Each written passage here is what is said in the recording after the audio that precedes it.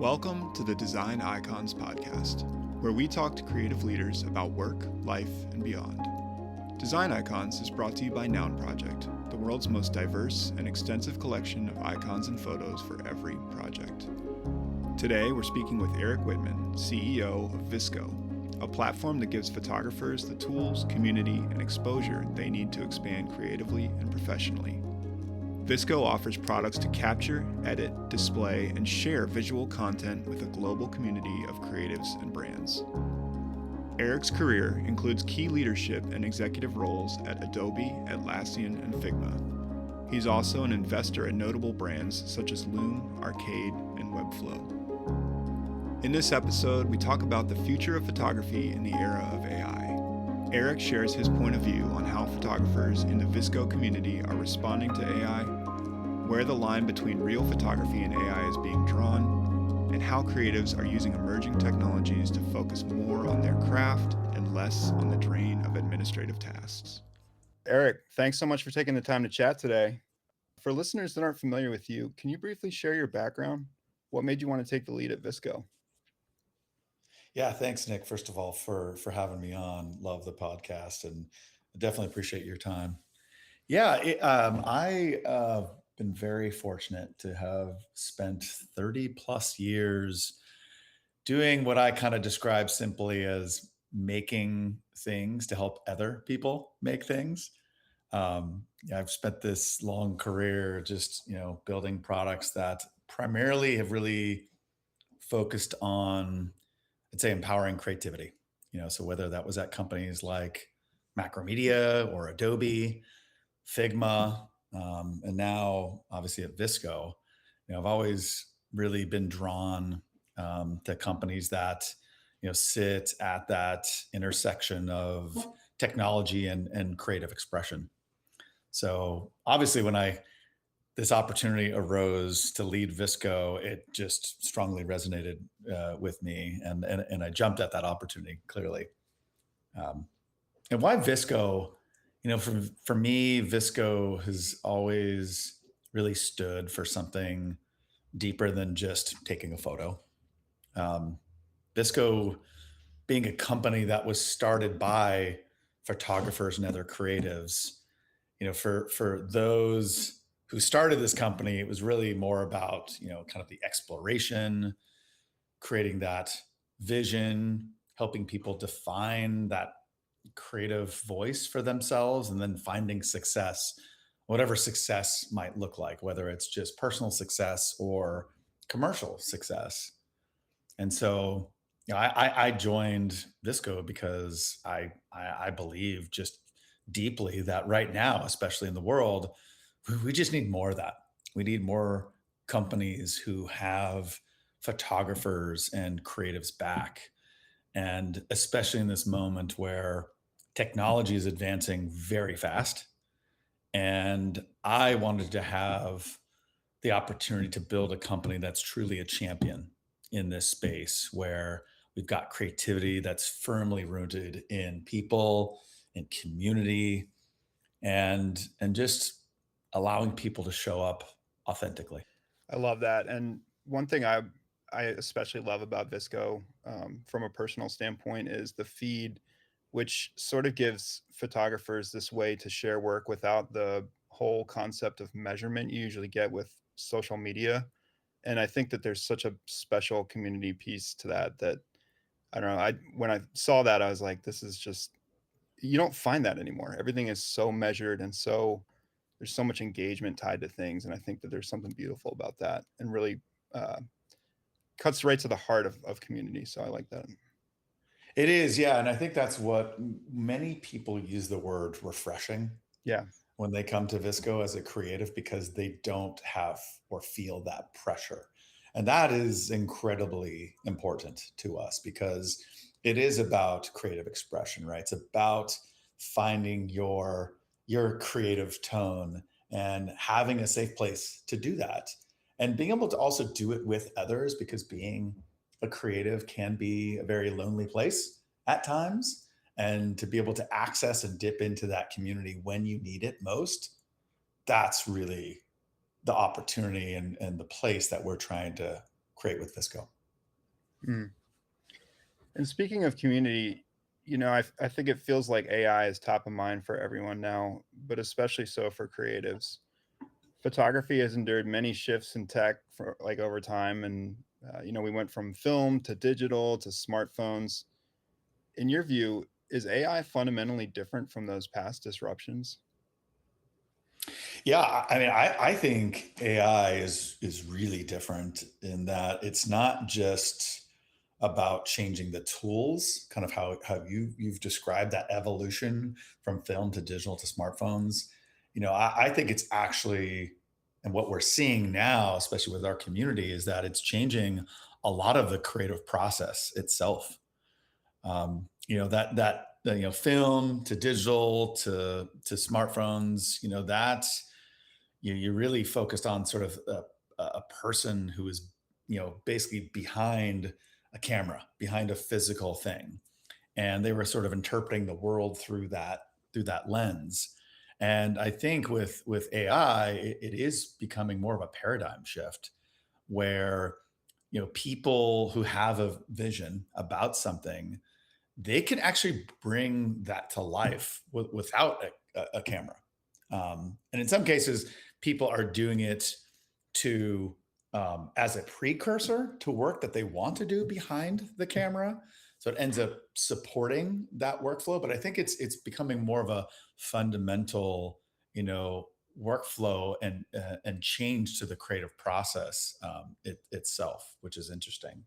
So, but I think through the many years of photography has been around, anytime there's sort of a new tool or a shift, there's always a little bit of anxiety that gets created from that. But I do feel that, in this moment, you're already starting to see some of that adaptation, where creatives are embracing this new technology, and I think in some cases they're finding extreme usefulness for that new technology. So I think our philosophy, first of all, as Visco has always been to very much take a human centered approach to AI, but that AI is here to assist, whether it's the creative process or other aspects like mundane tasks that photographers and other creatives are doing today that may or may not be a good use of their time anyway.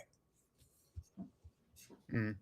And not to fanboy too much over Visco, but one of the tools I was looking at on your site is the Canvas feature, Mm. which just to give you kind of a little bit of background, I was a brand manager for like 8 or 9 years. And so part of my job was uh, basically planning photo shoots for different direct to consumer goods, like products.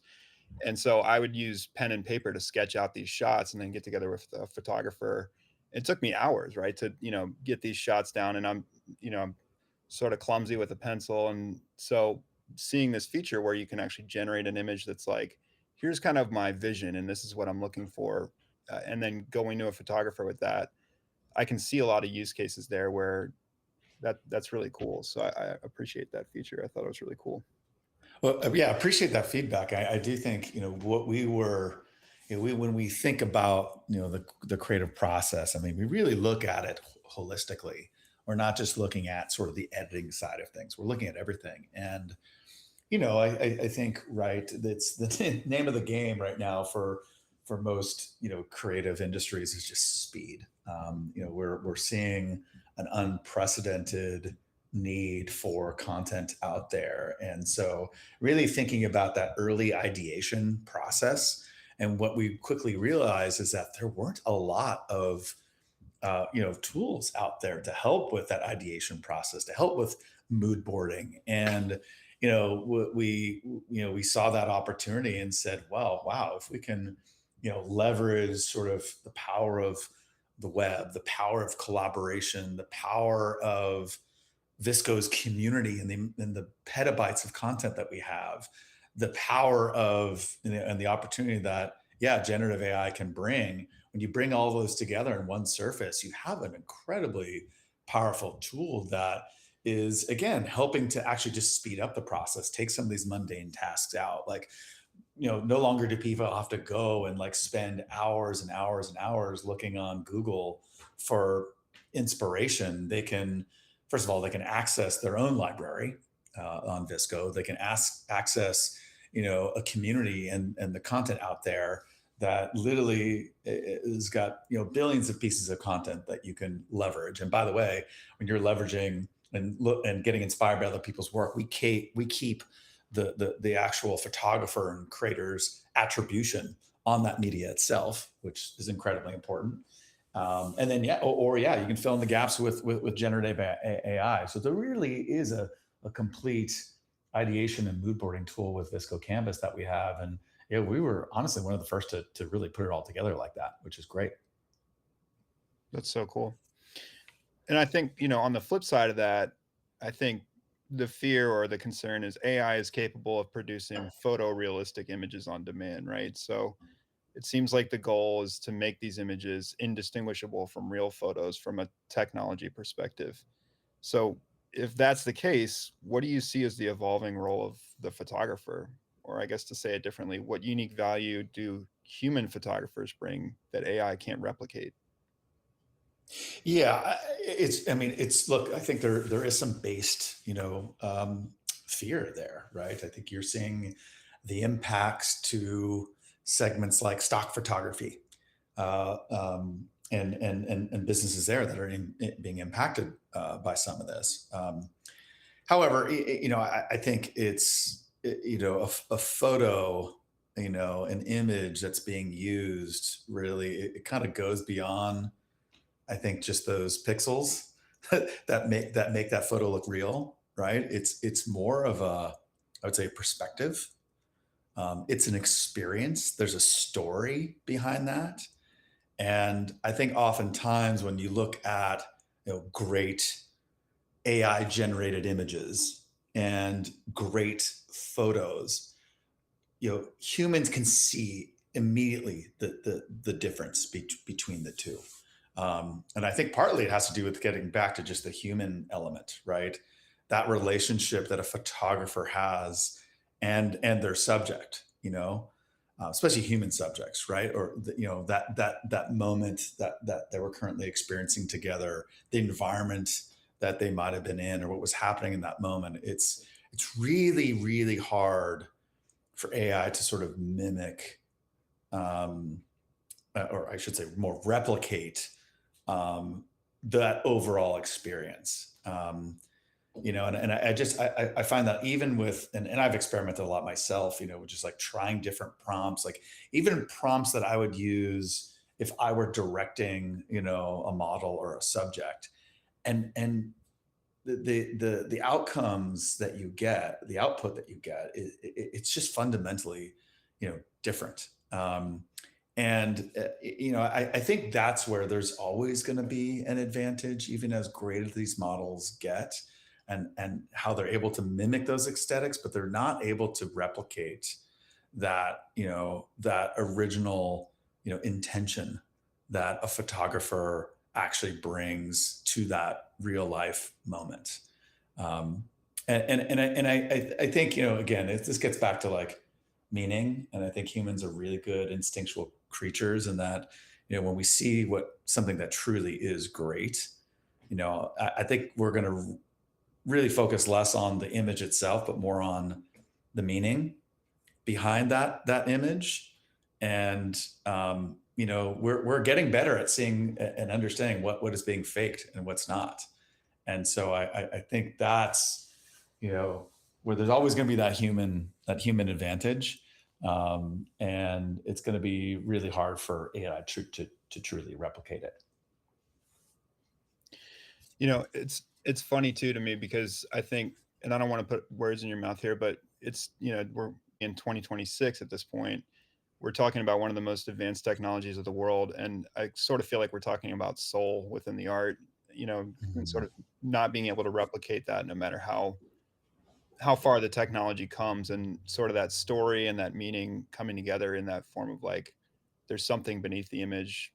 In either case, I think there's an intent behind the AI too, but um, with a with a human photographer's eye and vision, there's just an element of like they were there for a particularly special moment and there's a story behind it versus, I do agree with your point about stock photography. I think we're seeing a lot of compression where things like flat lays and things like that are just, it's much harder to make a case for that as a real image at this point. So I think the element of that soul or that story being there is really important that you called out. Yeah, I love how you describe it as soul too, because I do believe that is fundamentally it. And you know, humans understand when something, we have really good instincts that have developed over millions of years, and we can sort this stuff out pretty quickly, especially when it doesn't have true intentionality, that lacks soul, as you describe it. Hmm. With all the buzz around AI and all the noise, it's hard to know what's actually working for creatives. What are the most interesting tools or ways that you're seeing folks use AI in their photography work right now? Yeah, in our community, I mean, we have a lot of folks that are experimenting right now, and I think the most interesting use cases that I've been seeing are really around enhancing people's workflow around their creative process. I think we're seeing photographers use AI to do things like, speeding up post production, things like culling and getting through repetitive editing tasks. You mentioned, VSCO Canvas, right? And using it as a way to experiment with mood boards and just almost like pre-production work. Um, I think increasingly we're seeing people use AI to kind of define and create their own looks, almost like what we saw 10, 15 years ago with presets, right? That's what Visco was originally famously known for, which is its presets. But now people are creating their own styles and then using that as almost a next generation preset. And then even outside of sort of the creative process, you're seeing people using AI tools to better market and promote themselves. I think that's something that creatives have always struggled with, is getting out there and sort of creating that great body of work, that portfolio, and getting out in front of the clients that they are trying to attract, as well as things like other mundane areas like managing their business. Doing the invoicing and the billing and kind of the customer relationship managements. Those are all the ways that we have been seeing people using various AI tools. But I think, like, if you're looking for a pattern through all that, I think what's emerging for us, and again, this gets back to our philosophy as Visco, which is, we want AI to not replace the humans, right? We believe humans should be at the center of that that creativity, those creative moments. But AI can become this collaborator and assist, what photographers and other creatives are trying to accomplish. Yeah, I love that. I think it's funny you say that because throughout recording, different episodes of this podcast, it's been a recurring theme that administrative tasks in particular, things where a lot of creatives are solopreneurs essentially, right? They're running their own Yes. business, they're freelancers, they're whatever it is. So it can be enormously exhausting to dig through a 30 email chain to figure out what, what was discussed with the client and how to respond back, or, write a 30-minute email when really that's draining from the original kind of goal of the the craft or the art of being a photographer. So I think that to me really resonates. And I also have heard some interesting use cases around vibe coding and like kind of using AI to build a portfolio or to build different interactive ways of viewing a body of work versus just here it is kind of thing. So Absolutely.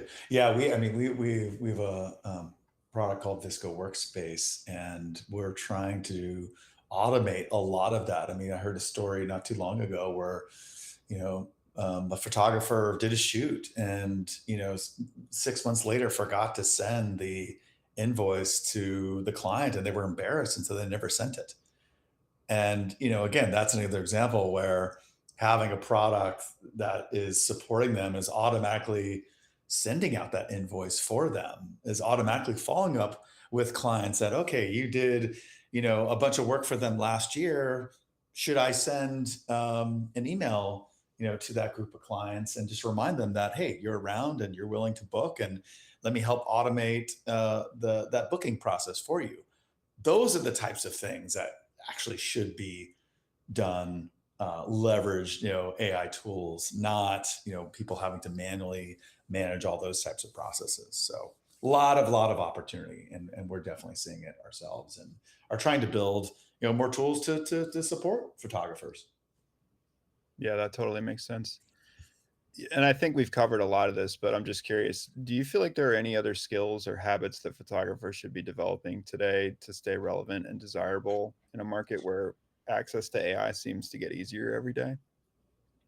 Yeah, I think, one of the nice things about VSCO is we do see people at all ends of the spectrum from a creative journey. So, yes, we have a lot of experienced photographers who are on our platform who've been doing it for 10, 15, 30 years, but we have a lot of people who are just starting, right? They're just starting out in that journey. And I would say, first and foremost, is, continue to define your look, your taste, because that becomes that moat for you, especially as you were saying earlier, when brands are looking for a certain look or a certain, creative style, like they're gonna look for people who are unique, and who have that originality and that authenticity. So, while the tools, might be easier and easier to use, and some of that stuff might be more commoditized over time, like that unique, perspective that a photographer or creative has, like that's actually truly what's going to stand out. I think another area that we hear a lot about, and this gets back to, I think the soul of what people are creating, right? I think you got to be able to effectively be a great storyteller, right? I mean, AI can automate a lot of different things, but this notion of, you know, the traits that make humans unique, right? Empathy, building trust, doing, collaborations with others, and being able to tell those stories, those are truly differentiators. So it's even some of those soft skills, right? Relationship building as well, putting yourself out there. I think, the last sort of 4 or 5 years, with the effects of COVID, people are just now starting to come out and going to conferences and doing meetups. And VSCO, even this year, we started to do a lot more photo walks again, and I attended a number of them, one in San Francisco, one in Lisbon, and just amazed. I mean, you have 40, 50 people who are showing up now and are building relationships with other people and learning from each other. It's marvelous. I mean, I think there's actually a big resurgence of more in-person activities. So that's great to see as well. And then if I had to pick a third, I'd say, continue to stay curious. Like, we are in a very quickly evolving space, and I'd say the goal isn't to like have to adopt and use everything, because that's also quite dizzying. I don't even do that to myself. I wouldn't ask other people to do that. But definitely, be curious and try to understand what are those various ways that AI can potentially fit into your workflow, and keep being adaptable, keep being competitive, because it is a quickly moving space out there. Yeah, totally agree. And I think that there's a lot of like that was a gold mine of good advice. If you're enjoying this podcast, you might also love exploring millions of beautiful icons and photos at nounproject.com. Our community of designers and photographers from over 120 countries is building the most diverse and extensive collection of icons and photos ever created. Since 2010, Noun Project has been the go-to choice for the world's top brands and best designers. Check us out free today at nounproject.com. One thing you said, I want to kind of jump into a little more. You mentioned the client side, or kind of that buyer's perspective, and I want to know more about that. from the buyer's perspective, brands, agencies, designers that would potentially purchase or license these images, how do you see those types of decisions changing? When does it make sense to commission a photographer or generate an image? Like, how does that all shape up for you? Yeah, I believe the future will just be a hybrid model. I think what we're seeing is people who need something really fast, specifically for certain purposes. I think in some cases we're seeing that AI is increasingly part of their toolkit, and they're using that. I think when you have especially brand work or specific clients and specific segments of the market too, like events or weddings or corporate use cases, right? It's like AI is not going to replace the needs of a photographer, especially when people want originality, they want authenticity, and sort of other nuances that humans are really good at that AI is not good at. Nor do I think it'll be, nor do I think AI will master it. But I think that's where photographers will remain essential. And speaking to some of the really successful photographers out there, that's continuing to be true. They have certain clients that again, like are looking for a certain look, or they're motivated by a certain theme. And they, even some cases when they're mood boarding, right, in the ideation phase, they're trying to generate things and it's not anywhere near uh, what the output's nowhere near what their vision really is. So, um, and again, I think brands are very sensitive to credibility and authenticity. I mean, you have seen some brands out there who have been doing a lot with generative AI for their commercials or certain brand spots, and their customers are having negative reactions to that. And so I do believe these audiences that these brands are targeting, they can tell when something feels soulless, as you said, right, and just disconnected, and they'll seek alternatives, and they'll do so very quickly. And it's really hard once you have that brand that gets tarnished. It's really hard to get those people to come back because it's a very competitive world, very competitive market. So again, my perspectives, I do think it will be a hybrid model, but and AI I think will actually help expand the market opportunity in some cases, but I don't think it's going to really crater the commissioned work, especially where there are very acute and particular needs around authenticity and originality that humans are just so well suited for. Yeah, that makes sense. And not to jump back into my personal experience with this, but one of the challenges that I had when working with a photographer at times was like, at time I'm always on the marketing side, and so there are days that I need a vertical image, there are days that I need a horizontal image, and you really can't swap those two things at times without doing some editing. And I think, Yes. for example, generative fill is a good example where you're getting a real image, but maybe you just need to fill in some space so you can make that copy work, across it or something like that. I think there are lots of situations where, I was using rudimentary like Photoshop fills and it worked, but it didn't look great. And so I wonder if, AI will be able to help speed that up and make it look better. And it's not necessarily, tarnishing the reputation of a brand like we saw with, I think it's J. Crew, maybe potentially got called out for that a couple months back. But anyway, Yes. Yeah. I think, and to me, that's an assistant, right? That's assisting in that editing. You've seen, I mean, I saw one not too long ago where, yeah, someone on set for some reason missed, there was like a coffee cup just off to the side. And yep, I want to AI remove that out of there. And, or maybe there was a brand mark that, or something that was,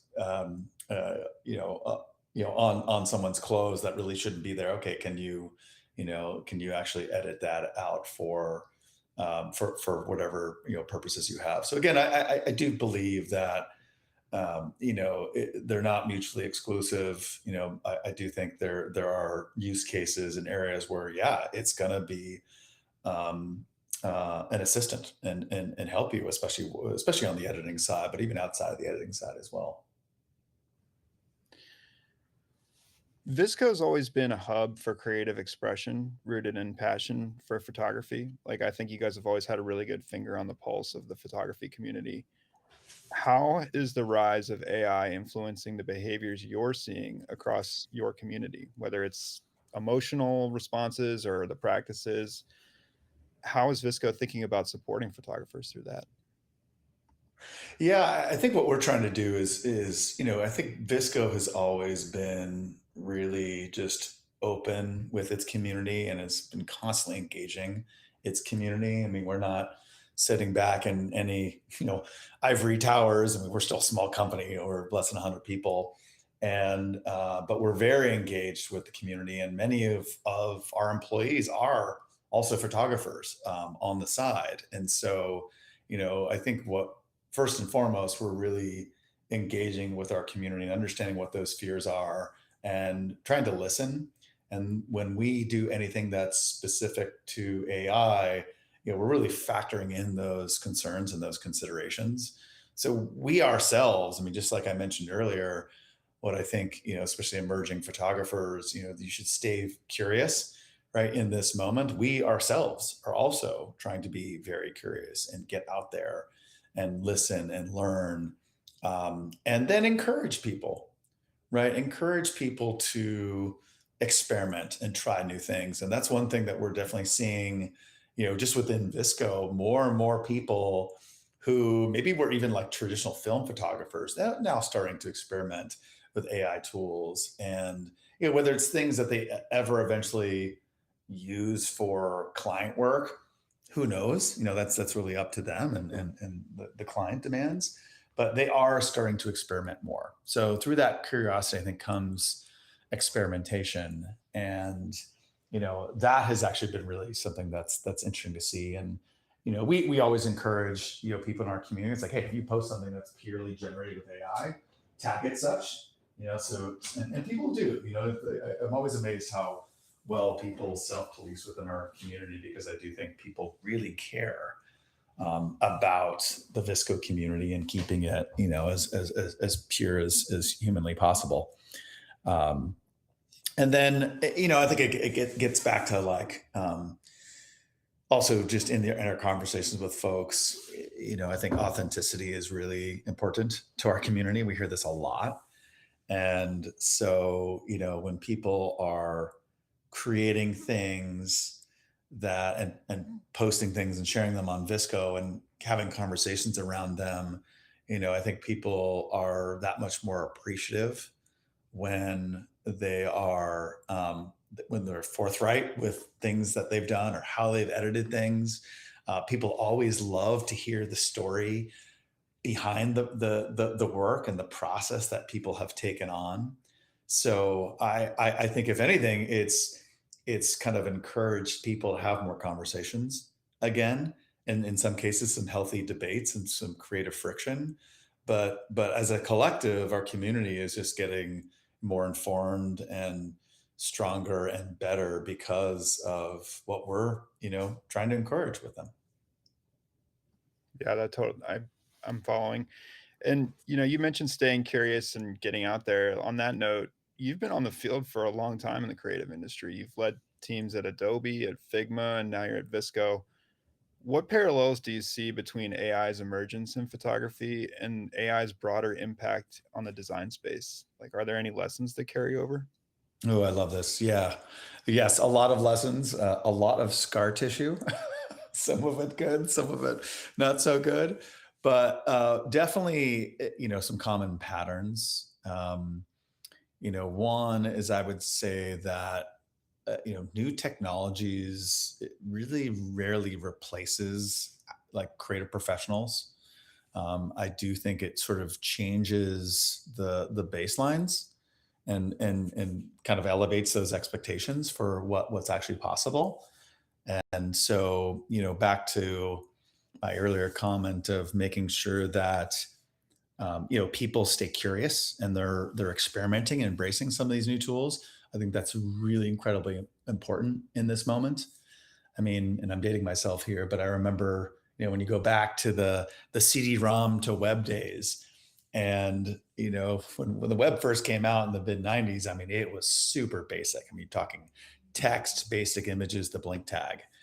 And there are a lot of people who were either doing print or CD-ROM work. It was like, oh, the web, the internet will never be a place for creativity, and therefore I'm choosing to not embrace those tools. And then, of course, we introduced something like Flash to the world, which added more creative expression to the web and the internet than arguably we've ever seen. Still, people are trying to mimic some of the early creativity that people use Flash for to this day to limited effects. But I would say, again, it just helps kind of raise that bar. And I think I feel the same way about AI and the impact there.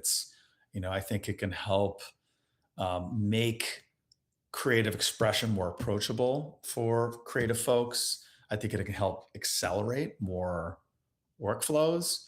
And it's just going to continue to accentuate really the value of strong ideas, strong opinions, and craft. And I think, again, this lesson that's carried over many decades of building products, right? Right. You've got, these great tools that come out that can really help expand creativity. But, I think it's the photographers and the creatives themselves that they're the ones who determine, you know, what happens next, right? Leveraging these technologies. Yeah, totally. And, on the note of authenticity and creativity, VSCO prioritizes a pressure-free creativity first community, something I've kind of sensed throughout our chat as well. In a world where AI allows anyone to create a perfect image instantly, how do you preserve that sense of real artistic exploration and human voice within the platform?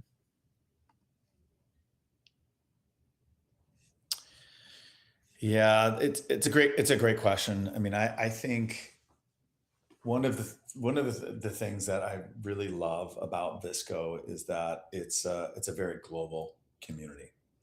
We have hundreds of millions of people from all around the globe who are, expressing themselves, but also interacting with other people and inspiring each other. And I think because of that global audience that is represented on Visco and that diversity of perspectives that's brought, I actually think that that's helping to grow and encourage, more people to expand, what they're doing creatively. I think another advantage that Visco has is that because we have been around so long, right?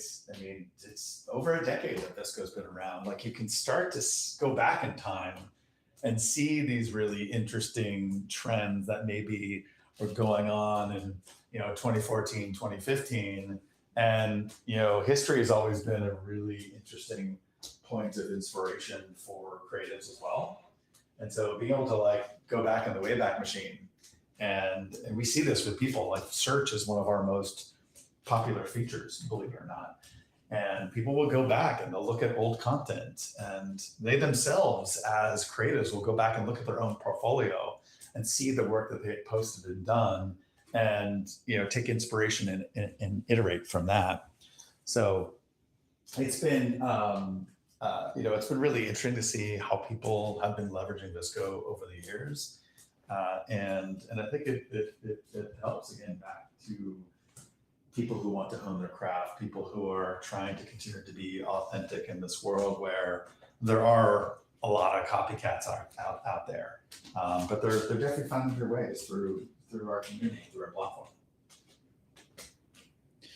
I love that you brought up the history component, because when my first experience with Visco was basically when Instagram was kind of coming out and really getting big, and VSCO was sort of the first way that you could actually edit an image and it didn't look, I think the filters that Instagram first offered were not that great, and VSCO was sort of like, wow, I can really, take a creative approach to an iPhone photo and make this look beautiful. So I think similarly, we're at this place now where with AI and things like that, it's like it's a whole new world of creative manipulation on top of your images. And I think the parallels are interesting, and I love that you brought that up.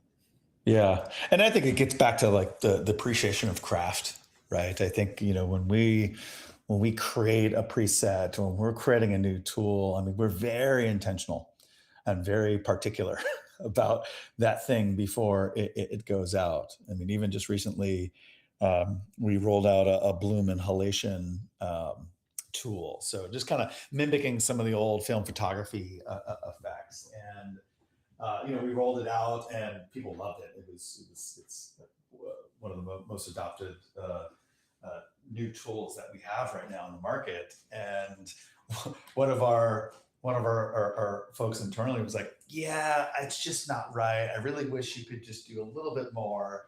And so we didn't have to go back to the drawing board, but we did go back and say, okay, let's just tweak this a little bit more, refine it a little bit more. And we're gonna roll those tweaks out, and now I think everyone's gonna be appreciative and happy. But again, like the people that we are serving, that they are a more discerning audience, right? And so if you could just like make it that much better to help a photographer or others in our creative community, just like get that job done that much better, then that just brings a little bit more happiness to people's lives who are using VSCO and participating in our community.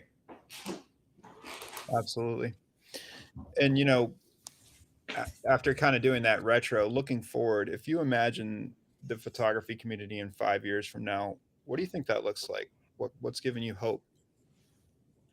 Yeah, I think when I think about what VSCO is really trying to do, and it gets back to this notion of we're a company founded by creatives, inspired by the creative industry and the opportunities, right? That we want to be that champion for photographers at all points in their professional journey. And so for us, if I think 5 years from now, it is a community that is really enabling photographers and other creatives to be more empowered than ever before.